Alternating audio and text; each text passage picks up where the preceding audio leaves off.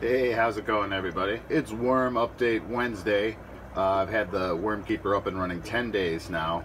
A lot of success so far. I've got a lot of worms that are still alive, but here's the cons. I've had to change this water every single day.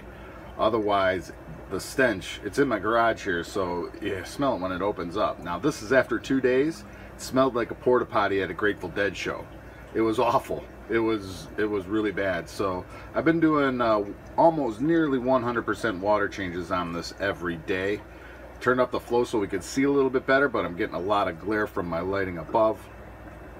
So I'm changing the water every day. Second problem is they're finding their way to the bottom. They're squeezing through here, and even though this is a real fine mesh, I think they're finding their way through there as well. So I always end up with more than half of them down on the bottom. But that's okay. I've been changing the water every day, and then they ball up really tight when they're defending themselves or scared. So I'm able to pour off all the water and then just plop the big ball back in here. As you can see, I've got a lot of worms still alive. I don't know if you can really see. Alright, there we go. So see how they're swaying in the breeze like that? Now I've researched that that's their tails. I don't know, it looks like filter feeder behavior to me.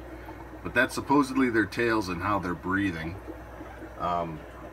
Also feeding. Not sure if I'm either A, overfeeding, B, they're not eating what I'm feeding, or C, all of the above. I think I might be overfeeding, and that's why I have to change the water every day. But they're not eating veggie tabs.